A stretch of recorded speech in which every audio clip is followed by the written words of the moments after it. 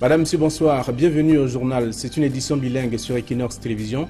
Jonathan Babila, good evening. Bonsoir Flavie, and thanks ladies and gentlemen for joining us at this primetime bilingual news on Equinox Television live from our headquarters in Cameroon's economic capital. Dwelling our top stories, 4 persons have died in a road accident that occurred this evening at Carrefour Ship here in Cameroon's economic capital. Douala, a heavy-duty truck transporting iron bars stumbled on a cab and the 4 victims. Occupants of the taxi are still trapped in the vehicle under the weight of the heavy-duty truck, and they have been trapped for several hours. And out of the country, a waterborne diseases crisis or outbreak is looming over the Sierra Leonean capital, Freetown. The city is trapped in a water crisis following the mudslide that killed hundreds of persons earlier this week. Vous l'avez dit, un accident vient de faire 4 morts et un blessé grave tout à l'heure au carrefour Agib, c'est ici à Douala. Un gros porteur transportant la ferraille a raté le véhicule, a raté le virage et s'est retrouvé sur un véhicule de transport en commun. Et dans ce véhicule se trouvaient donc les 5 personnes, 4 morts sur place et un blessé grave. Et puis on parlera de la 28e journée de l'Elite One de football avec des rencontres qui se sont jouées. 8 sur 9 se sont jouées aujourd'hui sur l'ensemble du territoire national. Madame, monsieur, bienvenue à tous. C'est la une de votre journal.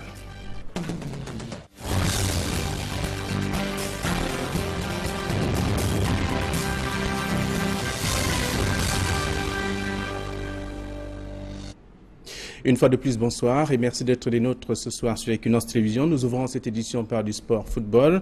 D'ailleurs, 8 matchs sur 9 se sont joués sur différents stades de la République ce dimanche à Douala. 2 rencontres étaient donc au programme. Astre et Bamboutos ont fait 0 but partout.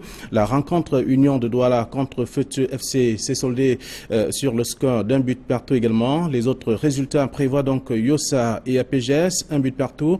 Dragon de Yaoundé 0 et Ding 3, UMS 0, Colombe 1, Canon contre Aigle ont fait également un but partout, donc, puis Lamblessé et Stade Renard 0 but partout, Unisport 1, Racine Bafoussam 0, la 28e journée se poursuit donc demain lundi avec le match en retard, Coton de Garoua contre New Star. À l'issue de cette journée, le classement provisoire prévoit premier Eding FC avec 55 points, deuxième Coton de Garoua 46 points, troisième APGS 42 points, et puis dans la zone des relégables il y a Racine de Bafoussam, Lion Blessé de Foutuni et Canon de Yaoundé.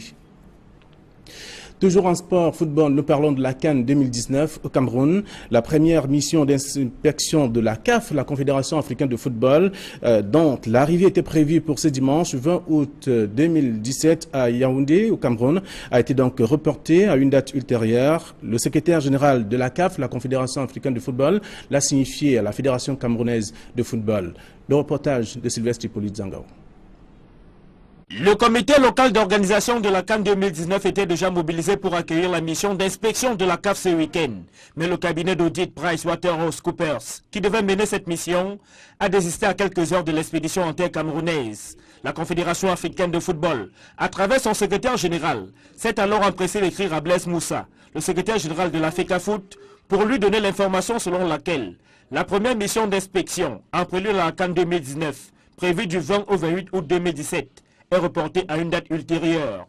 Depuis cette annonce, une vague d'interrogations habite les Camerounais et va même au-delà des frontières nationales. Beaucoup s'interrogent sur ce qui a motivé le désistement du cabinet d'audit PricewaterhouseCoopers. Si jusqu'ici, aucune réponse n'est apportée à cette interrogation, la Fédération camerounaise de football, pour sa part, a choisi à travers un communiqué de dénoncer la rumeur qui faisait savoir que tout n'est pas mis en œuvre au Cameroun pour assurer la sécurité des experts de la CAF.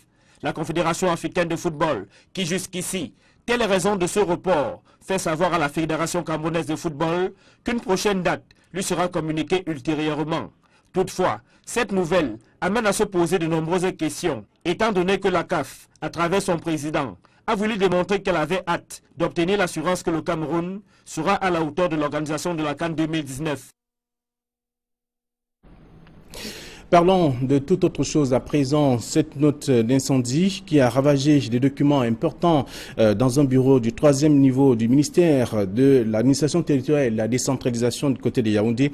Les flammes qui ont d'ailleurs été aperçues aux premières heures de cette matinée, ce dimanche, ont été maîtrisées par les sapeurs-pompiers. Si les vraies causes de cet incendie ne sont pas encore déterminées, des sources font état d'un court-circuit qui serait donc à l'origine de cet incendie. Nous y reviendrons dans nos prochaines éditions. Et puis, toute autre chose également avec ce camion transportant de la ferraille qui s'est renversé sur un taxi de ville au lieu dit Carrefour Agip. C'est ici à Douala également. Selon des sources, le gros porteur qui tentait d'esquiver un conducteur de moto-taxi a perdu l'équilibre. Le bilan actuel fait état donc de 4 morts et un blessé grave qui a été conduit à l'hôpital général de Douala. Donc le champ, il y a eu des blessés également. Donc tous les passagers étaient donc des gars de ce taxi. En ce moment, des sapeurs-pompiers tentent de sortir des décombres, donc les corps coincés. La circulation est fortement perturbée sur l'axe Carrefour Agip BP Cité en ce moment. Je propose à présent de suivre un très grand reportage sur Equinox Télévision, un reportage qui revient sur l'attribution du nom à un enfant, d'ailleurs, qui est donc très souvent source de conflits, et bien entendu de conflits au sein des couples, on l'a souvent vu, et également comment choisir le nom d'un enfant, quels sont donc les critères de ce choix. Je propose de suivre ce grand reportage de Warren Daniel Zede et bien entendu Bertie Bissaï.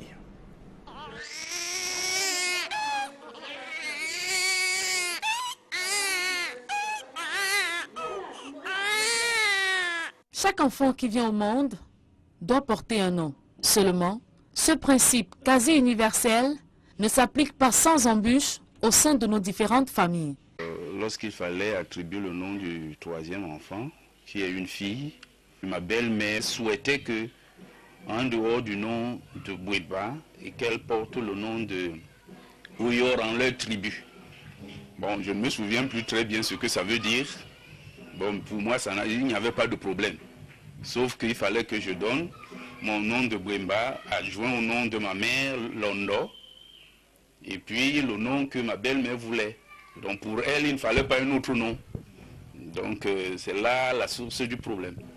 Bon, j'entendais pas que je refusais, mais j'entendais le faire autrement. Parce que dans ma pensée, il fallait donner le nom à ma maman. C'est-à-dire pour, en quelque sorte, perpétuer son nom. Donc ma belle-mère, ce n'était pas son nom à elle directement, mais elle voulait également intervenir à ce niveau-là, puisque c'était une fille. Elle était extrêmement fâchée, et ce qu'elle disait, c'était qu'on imposait, c'était un peu comme l'homme imposait, ou la famille, la tribu de l'homme imposait un peu, on ne voulait pas d'eux. J'ai dû expliquer les raisons pour lesquelles j'ai joint, ou j'ai jumelé les deux noms. Cela ne l'a pas du tout satisfait. Bon, j'ai expliqué le fond de ma pensée. Si elle ne comprenait pas, je n'avais plus rien à faire du tout. Dans la réalité, la vie au sein des couples renseigne que pour ce qui est du choix des noms des enfants, chaque membre aimerait que sa volonté et ses préférences priment. Et pour ce, les stratégies ne manquent pas. Moi et mon mari, on a eu seulement les discussions quand il voulait donner ma belle-sœur le nom sans donner ma mère. C'est là que j'ai dit non. Ça s'est passé comment? Non, c'était grave. Lui voulait donner le nom à ma belle-sœur, la femme de mon grand frère, Mahop Maria. Avec la bataille de mon mari, il m'a dit que c'est moi qui vais arranger ça. J'ai pris charge. Je suis partie supplier ma belle-sœur. En préparant la nourriture, j'ai mis le vin. J'ai posé, le temps là, l'argent était difficile, j'ai mis 5 000 francs pour le supplier que j'accouche encore, tu auras le nom. Mais je dois d'abord donner le nom de ma mère avant. Et après, on est resté, quand j'ai encore accouché une fille, elle a donné le nom de ma belle-sœur. Mais au fait, comment les familles choisissent les noms de leurs enfants? Nous nous sommes en effet rendus compte, dans certains cas, que les noms des enfants ont été inspirés par des situations particulières vécues. Mon nom c'est Basek, B-A-2-S-2-E-G, qui signifie qu'ils se réjouissent. Donc mon nom parle de la joie. Selon ce que j'ai appris, mon arrière-grand-père, dont je suis l'homonyme, À un certain moment, ses parents perdaient beaucoup d'enfants.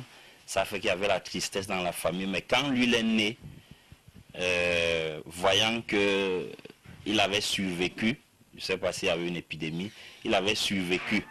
Donc ses parents ont tout de suite dit qu'il faut que, à cause de cet enfant qui a survécu, il faut qu'il y ait de la joie. On a dit, donc qu'il se réjouisse, que la famille se réjouisse. Au risque de créer des conflits préjudiciables à la paix familiale, certains couples optent pour une solution négociée. Ainsi, l'époux et l'épouse se mettent d'accord sur la question. Dans l'attribution des noms, je n'ai jamais eu de problème avec mon épouse. Très souvent, elle m'a demandé, n'est-ce pas, de décider au choix. Alors tantôt, je donne un nom qui part de ma famille et je donne aussi de son côté. Approchés, les spécialistes estiment que les conflits autour de l'attribution du nom de l'enfant sont plus récurrents au sein des couples non mariés. Mais ça relève d'une catégorie particulière qui a un soubassement dans les couples qui n'ont pas consommé totalement l'aspect de la légalité et de la légitimité du mariage, c'est-à-dire ceux qui vivent dans une sorte de concubinage et qui, dans une approche maritale, ne sont pas en règle. Donc ça donne lieu, dans l'approche maintenant, de monopole sur l'enfant, parce que la femme n'a pas été normalement dotée, le mari ne s'est pas quitté des devoirs vis-à-vis de la famille, ainsi de suite et autres. C'est normal que la maman puisse prendre le nom de l'enfant. Et plus loin, vous verrez que dans ce genre de situation, le père de l'enfant, quelquefois, c'est le grand-père de la fille, pour amener un peu le père de l'enfant à négocier. L'attribution d'un nom à un enfant obéit à des critères variés, notamment liés au contexte culturel de la famille. Dans une approche sociale, il y a d'abord l'approche linguistico-ethnique, c'est-à-dire que le nom de l'enfant doit être le reflet de sa langue, donc de son appartenance linguistique et de son appartenance ethnique. Donc vous comprendrez bien que, pour prendre un exemple, un Bamléké s'appellerait naturellement Kandem, que ça ne poserait pas de problème. Mais si le Bamléké s'appelle peut-être de Villepin, vous comprenez bien qu'il y a un détachement. Le deuxième critère que la sociologie de la famille retient, c'est d'abord l'approche de la contingence, c'est-à-dire que l'approche basée sur la coutume. L'enfant peut naître et la maman décède. Compte tenu de cet événement, le nom de l'enfant peut être orienté dans un sens ou dans un autre. Mais dans ce point particulier, il y a deux approches qu'il faudrait également envisager. La conception positive qui tiendrait à donner un peu d'opportunisme, d'approche positive à l'enfant. L'enfant peut porter le nom de la maman, mais la conception négative voudrait que le nom de l'enfant fasse oublier cet événement malheureux. Toujours dans le volet de la contingence, il y a le pan qui relève du végétariat et de la starmania, c'est-à-dire que vous voudrez donner le nom de votre enfant, c'est-à-dire que le nom est déterminé par les grandes valeurs vertueuses incarnées par l'enfant. Naturellement, vous verrez que vous êtes peut-être du nord ou de l'ouest, mais l'enfant s'appelle Biabi Vondo, par exemple, en référence aux hautes qualités de la magistrature suprême que revêt peut-être un président de la République. Je crois que le cas le plus patent qui illustre bien le cas, c'est, je crois, notre concitoyenne qui, comme vous le savez, sera reçue à l'Élysée parce qu'elle a eu le mérite, dans l'approche nominale opportuniste, de donner le nom d'Emmanuel Macron à son fils. Donc ça, c'est l'approche de la contingence et de l'opportunisme. Maintenant, il y a un autre quatrième aspect qui relève des us et des coutumes. Là, c'est en lien avec le rang qu'on occupe dans la primogéniture. Il y a certaines considérations des us et des coutumes qui estiment que le premier fils doit s'appeler d'une certaine façon ou alors doit porter systématiquement et statutairement certains noms. Au demeurant, un nom est pour un enfant ce qu'est l'ombre pour un être vivant. Il l'influence positivement ou négativement. Alors, je crois que nous sommes dans une conception gréco-latine, mais qui est contemporaine. Le nom de l'enfant doit être le reflet de ce que vous souhaitez pour lui. Alors, pour peut-être mieux me faire comprendre, vous comprendrez que si vous décidez de donner le nom de sorcier à votre enfant, vous comprenez bien que ça n'augure pas de bonnes choses, même pour l'enfant, par le simple fait que l'aspect nominal a génétiquement un impact sur l'enfant. Il peut être tenté d'incorporer ou alors de traduire ce que son nom voudrait dire, mais dans une approche constructive, dans une approche optimiste. Il est souhaitable de donner des noms qui tendent à faire l'éloge de la vertu, à faire l'éloge du bonheur, à faire l'éloge de la charité pour que l'enfant essaie au mieux d'incarner. Entre Kamga, Ebongue, Mbok, Umaru, Ondwa, faites votre choix en connaissance de cause. Alors, c'était un grand reportage signé Julienne Bertibissaï et Dani Warenzede qui revenait sur les critères du nom attribué à un enfant. On sait que dans des familles, ça a toujours été motif des éclats de voix et des mésententes dans ces différentes familles. Alors, parlons de toute autre chose. Là, nous sommes à l'étranger avec la Sierra Leone, le choléra et le paludisme qui sont des maladies qui secouent les populations de ce pays au lendemain donc des inondations qui ont fait près de 441 morts et plusieurs disparus.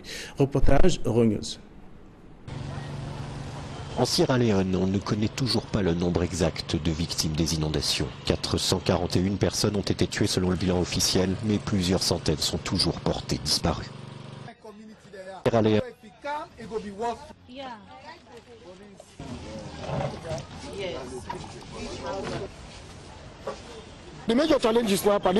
Le défi principal.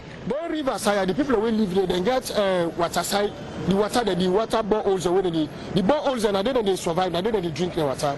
But we don't stop and let them use that water there because they don't contaminate.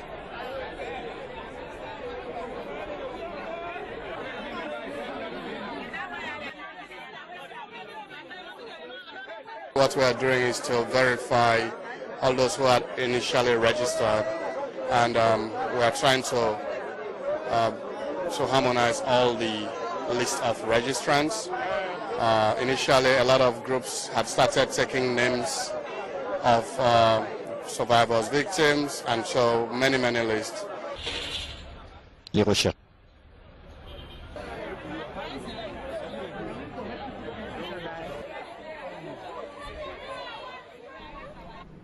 Et puis, en Inde, un accident de train survenu ce dimanche a fait 23 morts et plus de 120 blessés graves. C'est un accident qui est survenu donc à 130 km au nord de New Delhi. Euronews, une fois de plus. En Inde, un accident de train a fait au moins 23 morts et plus de 120 blessés à 130 km au nord de New Delhi, dans l'état de l'Uttar Pradesh. 13 wagons ont déraillé et se sont renversés. Les opérations de secours ont duré 5 heures. Le train reliait les villes de Puri et Haridwar. Les nombreux blessés, parmi lesquels on compte des femmes et des enfants, ont été transportés dans différents hôpitaux de la région. Cet homme raconte comment il est parvenu à s'extirper d'un wagon renversé. Les deux portes de sortie étaient fermées. On a donc essayé de sortir par la fenêtre, mais on a senti du courant électrique. On est sorti après 5 ou 7 minutes. Je prie pour ne plus jamais avoir à revivre un tel accident.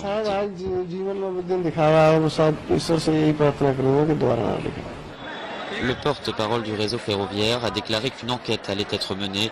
C'est le 4e accident majeur qui frappe le pays en un an, le 3e dans l'état de l'Uttar Pradesh. Le réseau ferroviaire indien est vétuste, les accidents sont quotidiens.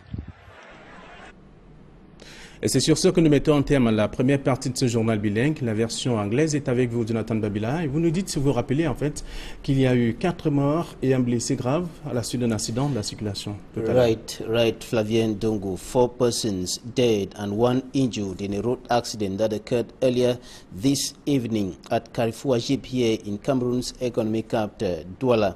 A truck is said to have tumbled on a taxi that had parked by the roadside to pick up a client, and witness accounts say the truck fell while struggling to avoid an oncoming motorbike. All the 4 occupants of the cab died on the spot, and the client who stopped the taxi sustained injuries, and the dead victims have been trapped in the vehicle under the weight of the heavy-duty truck for several hours. Rescue soldiers are at work struggling to take off the fallen truck. And this other accident is coming just hours after another one that occurred yesterday in Muyuka in the southwest region of the country that left at least 17 persons dead. The accident occurred at mile 29 in Muyuka. Derek Jato has the details. It is a black weekend in Fako Division. Mile 29 Hill is flooded with blood again. 17 people have perished in an accident. The accident occurred Saturday morning. Reports say this truck, which is now twisted, left Douala for Komba and on board commercial goods. Descending this steep Ekuna Mile 29 Hill in Moyoka subdivision, it is highly speculated that this truck must have suffered a brake failure and then ran into this bus that left Moyoka for Boya, killing all the 16 people that were on board. They were members of a backward village group in Boya. I don't know what happened. My uniform today was iron out of the sun. I said, "Call it to me." Then he woke up me, "Mama, you're not going." I said, "I'm not going." I say it happened every morning at the hear this call. Well, I'm meeting people now, sir. They will be higher with a wake people from Moyoka. Okay. The driver of the said truck also died on the spot. At press time, the assistant truck driver, who as of that moment was the only survivor, was rushed to the hospital. Present was the divisional officer from Moyoka subdivision, Mr. Kamed Thomas Talbot. The hill is more than 4 kilometers. It's more than 4 kilometers. And in that 4 kilometers, we have just one speed break. It's another. It's another. So it is my appeal that the Honorable Minister of Public Works should increase the number of speed breaks at this spot. The people on their part called for security measures to be put in place. The corpses were later transported to Moyoka and Boya mortuaries. And some documents in one of the offices on the 3rd floor of the Ministry of Territorial Administration and Decentralization in Yaoundé have been consumed by wild flames. The minor fire incident occurred today and it has been blamed on a short circuit.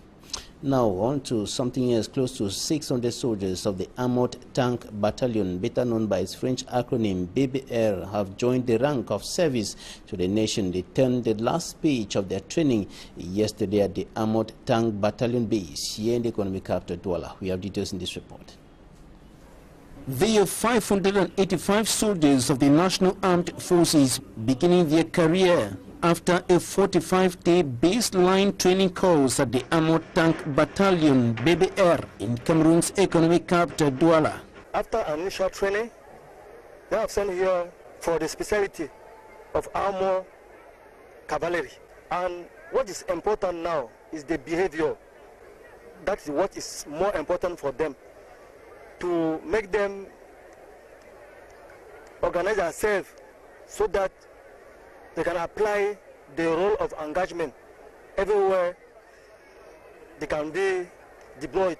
At the end of course ceremony Saturday, they made a spectacular demonstration of know-how and technical skills acquired during their training, first in different military training centers and then at the Armored Tank Battalion base. Here is for specialty.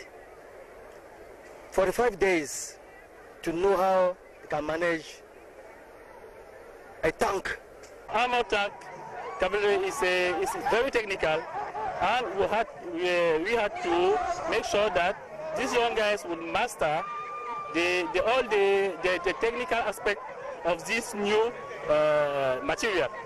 So some of them were trained like pilots, some of them were trained like mechanics, and some of them were trained like shooters, special shooters. They are ready physically, they are ready technically, but above everything, they are ready morally. Yes, ready to face enemies of the nation and protect Cameroon's territorial integrity and her people. We're meant to defend the national territory, and we're born to defend the territory, and we are ready.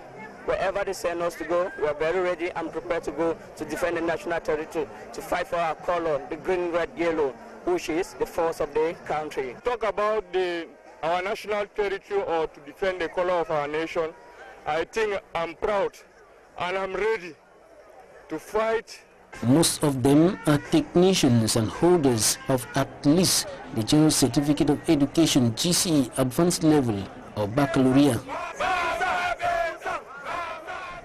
A water crisis has hit the Sierra Leonean capital Freetown following the deadly mudslide that hit that city Monday, killing at least 400 persons, and 8 groups are now intensifying efforts to prevent an outbreak of waterborne diseases in the city. Katsi Euronews. Survivors of Sierra Leone's devastating mudslide pump water from a contaminated well in the hilltop area of Juba on the outskirts of Freetown. Aid groups are rushing to distribute water filters and buckets across the capital in a bid to prevent an outbreak of waterborne disease. The major challenge we observed around the community living alongside the river is that people survive drinking water from wells by the riverbank, but we have stopped them from drinking the water because the waters are contaminated. Local authorities are also working to register survivors to ensure they receive the support they need. What we are doing is to verify all those who are initially registered, and we are trying to harmonize all the list of registrants.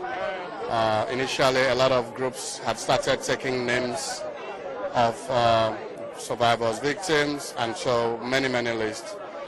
Aid agencies are providing relief supplies, but the government says it's not enough. The death toll from the flooding that hit Freetown on Monday is over 450, with some 600 people still missing. And that's all we had time for in this primetime bilingual edition of the news on Equinox Television. Thanks for staying with us. Goodbye. See you. Brother. Bonsoir. Bonsoir également à tous les téléspectateurs. Le prochain rendez-vous avec l'actualité demain lorsqu'il sera 7h sur Equinox. D'ici à là, restez sur notre chaîne. Bonsoir.